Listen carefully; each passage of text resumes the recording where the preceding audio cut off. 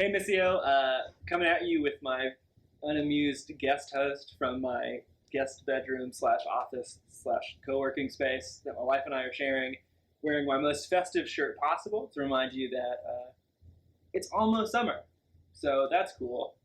We have a couple of updates for you this Monday, talking about what's happening this week, what we're doing for Easter, and a few different things. So first, yesterday we worshiped together as a community through video, Zoom, in our homes, around our tables. And on one hand, I think it reminded us how much we miss being able to gather together corporately in one room to sing, to worship together, to pray together, to hear the story of Jesus proclaimed. But on the other hand, it was a really beautiful moment of seeing how the gospel links us together and transcends physical proximity to make us the church. So sad to not be able to gather together, but what a beautiful reminder of what it means to be the church and to worship as the people of God, even when we're not connected together. If you'd want to find that worship video and the worship guide, it's still available online. You can go to missioslc.com/online, and we're going to make all of our previous worship guides and services available there, as well as future worship guides, links to Zoom groups that will be meeting on Sunday that you can connect with if you want to participate in the worship guide in a group on a Sunday. So all of that is available at missioslc.com/online. Number two, Easter is just around the corner. And in light of COVID-19 and kind of the recommendations and restrictions on gatherings, we're going to plan to gather in a different kind of way to celebrate Easter. So we can't gather together in the traditional way. We can't celebrate in the traditional way. But instead of that, we have this really amazing opportunity to celebrate Easter like the church did for hundreds of years in our homes around our tables. And so that's what we're going to do on Easter. Unless something changes, we're going to celebrate the resurrection of Jesus in our homes. And to help us do that, Missio is providing what you could call celebration kits. And in those kits will be some food to help you prep a meal, an Easter meal with lamb or chicken. There will be a side dish, decor that will kind of match so that all the different tables of Missio are matching and eating a similar meal. We'll also provide a worship guide and another worship service video to kind of curate a celebration service in your home around your table. So if you would like to participate by putting on a dinner in your home, there will be a link that will show right here-ish. That's missioslc.com/Easter2020. Go there to sign up for one of those Easter kits if you want to host a dinner in your home. The link will be here. Sign up there. You'll get additional information, a worship guide, a more robust worship guide that will walk you through how to have an Easter celebration in your home. Number three, again, COVID-19 has disrupted so many of our normal rhythms, so many of our natural rhythms. And like we mentioned at the beginning of this video, one of the things that has been disrupted is our ability to gather together on Sundays.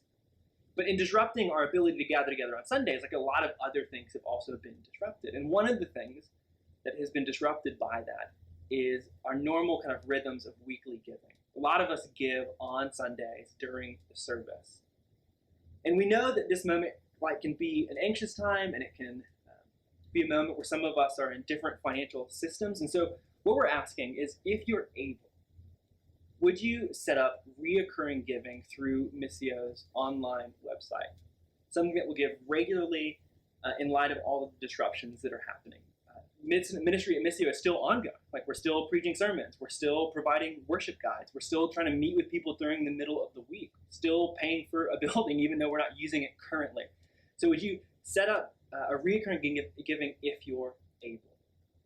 And then connected to that, one of the things that we do at Missio on a Sunday is what we call Change for a Dollar. And Change for a Dollar is a way for us to come together as a community.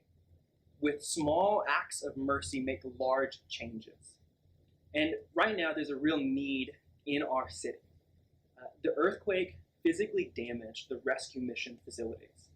And that added pressure on top of the already existing issues around COVID-19 that was limiting grocery supplies, which is where the rescue mission gets its food. So those two things together have put the people who live at the rescue mission in a difficult spot. They don't have their facility. They've been moved to a rec center.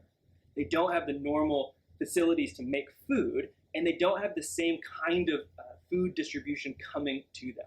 And so what we want to do as a community is provide as many meals for the folks of the rescue mission as possible. So if you're able to give above and beyond your normal giving, would you go to the link and choose the drop-down menu option, change for $1, and donate towards providing meals for the people that are at the rescue mission. This is a real, genuine need in our community that's been caused by the earthquake and COVID-19 that we can meet without actually a huge sacrifice. So would you think about and consider donating to Change for $1 there? Again, another thing, if you have needs or you want to volunteer to meet needs, our care team is still taking volunteers. And you can also, through the same form or through some set of links at the bottom of this, you can either submit a need that our care team can meet, like childcare or running errands or getting groceries or just talking on the phone to somebody and being prayed with, or you can sign up to be a volunteer. So go, it's missioslc.com/response, and there's 2 buttons there. You can click one to volunteer, one to submit a form. And that link will be here and then in the email that goes out with this as well.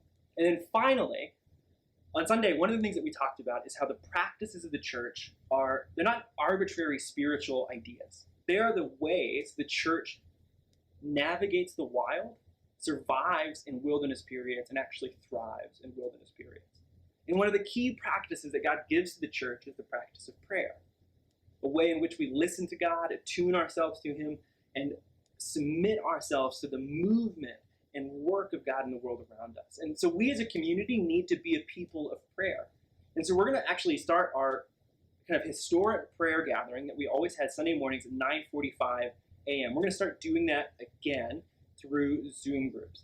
So if you want to pray with us at Sundays at 9:45 a.m. before your Zoom group that does a service, there will be a link in this email that you can click on and have a group to pray with.